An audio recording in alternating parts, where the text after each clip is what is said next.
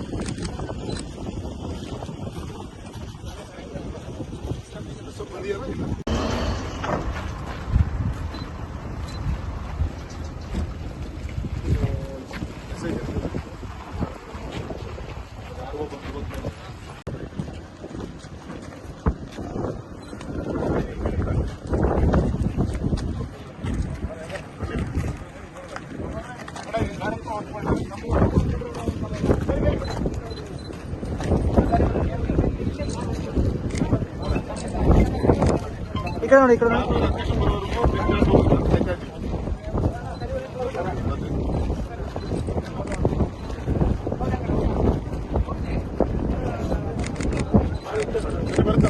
ಬರುತ್ತೆ ಈ ಕಡೆ ನೋಡಿ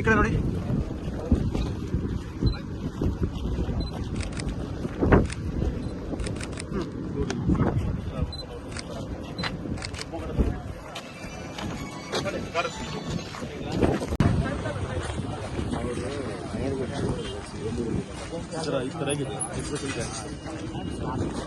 ನಾಳೆ ಸೊ ಇದಕ್ಕೂ ಕಾಂಕ್ರೀಟ್ ಹಾಕ್ತಿದ್ರೆ ಗ್ಯಾಪ್ ಕೊಟ್ಟಿದ್ದೀವಿ ಬೇರೆ ಕೆಲಸ.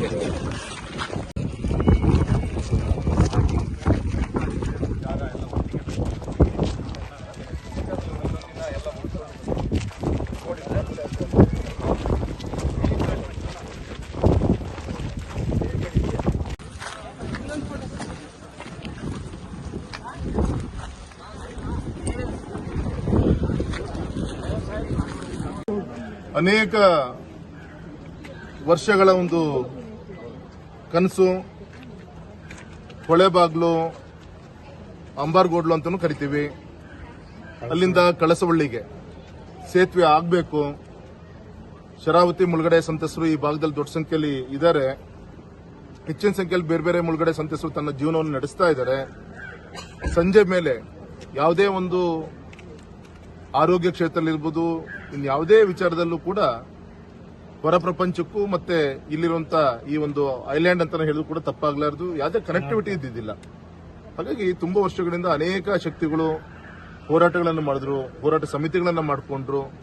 ಆದರೆ ಇವತ್ತು ತಾಯಿಯ ಒಂದು ಆಶ್ವಾದಿಂದ, ಗೌರವಿತ ನರೇಂದ್ರ ಮೋದಿಜಿಯವರ ಒಂದು ಹಾರೈಕೆಯಿಂದ, ಗಡ್ಕರಿಜಿಯವರ ಒಂದು ಗಮನಕ್ಕೆ ಸನ್ಮಾನಿಸುತ್ತ ರೈತ ನಾಯಕ ಯಡಿಯೂರಪ್ಪನವರು ಅವರ ಲೋಕಸಭಾ ಸದಸ್ಯರ ಒಂದು ಅವಧಿಯ ಒಂದು ಸಂದರ್ಭದಲ್ಲಿ ಕೇಂದ್ರಕ್ಕೆ ಗಮನಕ್ಕೆ ತರುವಂತಹ ಪ್ರಯತ್ನವನ್ನು ಮಾಡಿ, ಇಲ್ಲಿಗೆ ಕೇಂದ್ರದಿಂದ ಹಣ ತರಬೇಕು ಅಂದ್ರೆ ಗ್ರಾಮ ಪಂಚಾಯಿತಿಯ ರಸ್ತೆಯನ್ನ ರಾಷ್ಟ್ರೀಯ ಹೆದ್ದಾರಿಯಾಗಿ ಅಪ್ಗ್ರೇಡ್ ಮಾಡಿದಾಗ ಮಾತ್ರ ಕೇಂದ್ರದಿಂದ ಹಣವನ್ನು ತರಲಿಕ್ಕೆ ಸಾಧ್ಯ ಅಂತೇಳಿ ಯೋಚನೆ ಮಾಡಿ ನಮ್ಮ ಸಾಗರ ಟು ಮರಕುಟ್ಕ ಏನೋ ಇದೆ ಈ ಒಂದು ಸ್ಟ್ರಿಪ್ಪಿಗೆ ಸೀಮಿತವಾಗಿ NH 369E ರಾಷ್ಟ್ರೀಯ ಹೆದ್ದಾರಿ ಹೊಸ ನಂಬರ್ನ ಕೊಟ್ಟು ಕೇಂದ್ರದಿಂದ ಸುಮಾರು 550 ಕೋಟಿ ಇನ್ಕ್ಲೂಡಿಂಗ್ GST ಎಲ್ಲದೂ ಕೂಡ ಸೇರಿ ಹಣವನ್ನ ತರಿಸಿಕೊಟ್ಟಂತ ಧೀಮಂತ ನಾಯಕರಂತ ಸನ್ಮಾನಿಸಿದ ಯಡಿಯೂರಪ್ಪನವರಿಗೆ ಈ ಭಾಗದ ಎಲ್ಲ ಭಕ್ತರ ಪರವಾಗಿ ನಾನು ಹೃದಯಪೂರ್ವಕವಾಗಿ ನಾನು ಅಭಿನಂದನೆಯನ್ನ, ಕೃತಜ್ಞತೆಯನ್ನ ಈ ಸಂದರ್ಭದಲ್ಲಿ ಸಲ್ಲಿಸ್ತಾ ಇದ್ದೇನೆ. ಒಟ್ಟು ಇದರ ಒಂದು ಪ್ರಾಜೆಕ್ಟ್ ಕಾಸ್ಟ್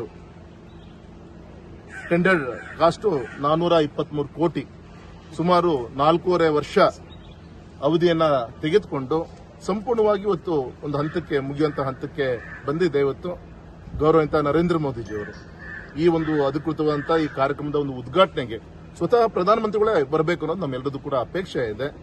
ಈ ಮಳೆಗಾಲದಲ್ಲೇ ಹ್ಯಾಂಡ್ ಓವರ್ ಮಾಡಬೇಕು ಅಂತೇಳಿ ಮೊನ್ನೆ ಗಡ್ಕರಿಜಿ ಅವ್ರನ್ನ ವಿನಂತಿ ಮಾಡ್ಕೊಂಡಾದ್ಮೇಲೆ ಕೇಂದ್ರದಿಂದ ಶರ್ಮಾ ಅಂತೇಳಿ ರೀಜನಲ್ ಆಫೀಸರ್ ಇಲ್ಲಿಗೆ ಒಂದು ಟೀಮ್ ಬಂದಿತ್ತು. ಜೂನ್ 15 ಒಳಗೆ ಸಂಪೂರ್ಣವಾಗಿ, ಯಾಕೆಂದ್ರೆ ಗುತ್ತಿಗೆದಾರರಿಗೆ ಆಗಸ್ಟ್ ಎಂಡ್ವರೆಗೂ ಕೂಡ ಸಮಯ ಇದೆ ಮುಗಿಸ್ಲಿಕ್ಕೆ. ಆದ್ರೆ 1.5 ತಿಂಗಳು ಬೇಗ ಮುಗಿಸಿ ಇದನ್ನ ಹ್ಯಾಂಡ್ ಓವರ್ ಮಾಡಬೇಕು ಅಂತೇಳಿ ಈಗಾಗಲೇ ಆದೇಶ ಬಂದಿದೆ.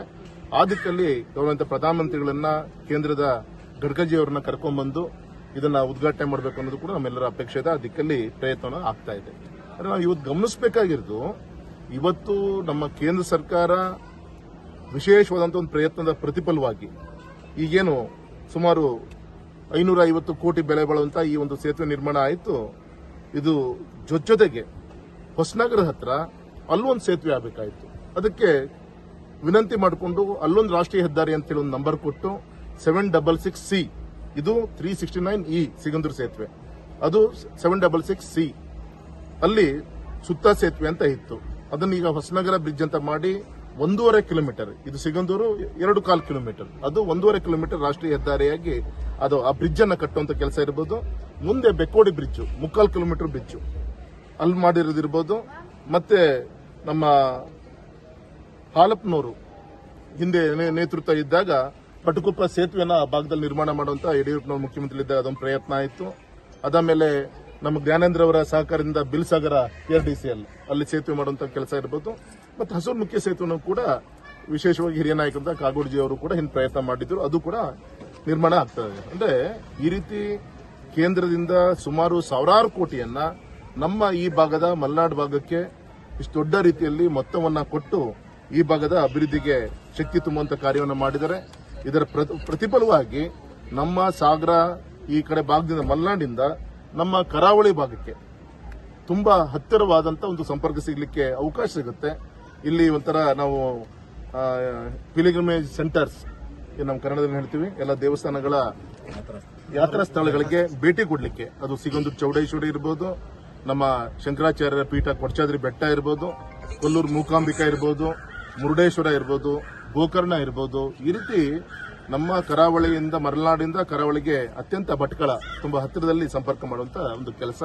ಹಾಗಾಗಿ ಇವತ್ತು ಗುರುವಾರ ರಾಯರವಾರ ಮೊದಲೇ ಬಾರಿಗೆ ಈ ಒಂದು ಐತಿಹಾಸಿಕವಾದಂತ ಸೇತುವೆ ಮೇಲೆ ನಾವೆಲ್ಲರೂ ಕೂಡ ವಾಹನದಲ್ಲಿ ಬರುವಂತ ಒಂದು ಅವಕಾಶ ನಮ್ಮ ಅಧಿಕಾರಿಗಳು ಮಾಡಿಕೊಟ್ಟಿದ್ದಾರೆ. ಅವರಿಗೆ ಅಭಿನಂದನೆಗಳು ಕೂಡ ತಿಳಿಸ್ತೀನಿ. ಈ ಸಂದರ್ಭದಲ್ಲಿ ನಮ್ಮ ಗೌರವಿತ ಅಧ್ಯಕ್ಷರಾದಂತ ಮೇಘರಾಜ್ ರವರು, ನಮ್ಮ ಸಾಗರದ ಅಧ್ಯಕ್ಷರು ಮೈತ್ರಿ ಪಾಟೀಲ್ ಅವರಿರ್ಬೋದು, ಸನ್ಮಾನಿಸುತ್ತ ನಮ್ಮ ಹಕ್ರೆ ಮಲ್ಲಿಕಾರ್ಜುನ್ ಇರ್ಬೋದು, ಉನ್ಗೋಡ್ ರತ್ನಾಕರ್ ಅವರಿರ್ಬೋದು, ಭರಮಣ್ಣ ಇರ್ಬೋದು, ರೇವಪ್ಪನವರು ಇರ್ಬೋದು, ನಮ್ಮ ಸುವರ್ಣ ಟೀಕಪ್ಪ ನಮ್ಮ ದಿಶಾ ಕಮಿಟಿಯ ಸದಸ್ಯರಿರ್ಬೋದು, ಗಣೇಶ್ ಬಸರಾಜು, ದೇವೇಂದ್ರಪ್ಪನವರು, ಈ ರೀತಿ ಪ್ರಸನ್ನ, ಈ ರೀತಿ ಎಲ್ಲ ಮುಖಂಡರುಗಳು ಇವತ್ತು ಮೊದಲೇ ಬಾರಿಗೆ ಇವತ್ತು ಒಂದು ಒಳ್ಳೆಯ ಒಂದು ಅನುಭವ ಆ ಬ್ರಿಡ್ಜ್ ಮೇಲೆ ಆಗಿದೆ. ಇನ್ನೊಂದು 2-3% ಕೆಲಸ ಕಾಮಗಾರಿ ಬಾಕಿ ಇದೆ. 100 ಜೂನ್ ಎಂಡಿಗೆ ಇದನ್ನ ಲೋಕಾರ್ಪಣೆ ಮಾಡುವಂತ ದಿಕ್ಕಿನಲ್ಲಿ ಏನ್ ಬೇಕು ಎಲ್ಲ ರೀತಿಯ ಪ್ರಯತ್ನ ಎಲ್ಲರ ಆಶ್ರಯದಿಂದ ಪ್ರಯತ್ನದಿಂದ ಮಾಡ್ತೀವಿ ಅಂತ ಹೇಳ್ತಾ, ಅದಕ್ಕೋಸ್ಕರ ಈ ಎರಡೂ ಅಪ್ರೋಚ್ ರೋಡ್ ಏನು ಈ ಸೇತುವೆ ಆಯ್ತು, ಇದಕ್ಕೆ ಅಪ್ರೋಚ್ ರೋಡ್ ಆಗ್ಬೇಕಲ್ಲ, ಅದನ್ನು ಕೂಡ ರಾಷ್ಟ್ರೀಯ ಹೆದ್ದಾರಿ ಅಂಡರಲ್ಲಿ ತಂದಿರೋದ್ರಿಂದ ಎರಡೂ ರಸ್ತೆಯ ಅಪ್ರೋಚ್ಗೆ 900 ಕೋಟಿ ಈಗಾಗಲೇ ಕೇಂದ್ರ ಸರ್ಕಾರ ಸ್ಯಾಂಕ್ಷನ್ ಮಾಡಿದೆ. ರಸ್ತೆ ಅಲೈನ್ಮೆಂಟ್ ಯಾವ ರೀತಿ ಆಗಬೇಕು ಅನ್ನೋದ್ರ ಬಗ್ಗೆ ಚರ್ಚೆ ಆಗ್ತಿದೆ. I think within 15 to 20 days ಅದು ಆ ಫೈಲು ಕೂಡ ಕ್ಲಿಯರ್ ಆಗುತ್ತೆ. ಆ ಕಾಮಗಾರಿನೂ ಕೂಡ ಶುರು ಆಗುತ್ತೆ. ಹಾಗಾಗಿ ನಮ್ಮ ಮಲೆನಾಡು ಒಂಥರ ಕ್ಷಾಮದ ಒಂದು ಪರಿಸ್ಥಿತಿಯಲ್ಲಿ ನೆಗ್ಲಿಜೆನ್ಸಿ ಒಂದು ಇದರಲ್ಲಿ ಏನಿತ್ತು, ಇದು ಇವತ್ತು ಅತ್ಯುತ್ತಮವಾದಂತಹ ಒಂದು ಪ್ರವಾಸೋದ್ಯಮದ ಹಬ್ ಆಗಿ ಅಭಿವೃದ್ಧಿ ಆಗ್ಲಿಕ್ಕೆ ಏನ್ ಬೇಕು ಹಂತ ಹಂತವಾಗಿ ಇದನ್ನ ನಾವು ಗಮನ ಕೊಡ್ತೀವಿ. ವಿಶೇಷವಾಗಿ ಇಲ್ಲಿ ಇನ್ಲ್ಯಾಂಡ್ ವಾಟರ್ ವೇಸ್ ಕ್ರೂಸ್ ಅನ್ನ ಡೆವಲಪ್ ಮಾಡಿ ಸಂಜೆ ಹೊತ್ತು ಬಂದು 1000 ಜನ ಸಮಯ ಕಳೆಯಕ್ಕೆ ಏನ್ ಬೇಕು ಆ ದಿಕ್ಕಲ್ಲೂ ಕೂಡ ಗಮನವನ್ನು ಕೊಡ್ತೀವಿ ಬರೋದಂತೆ.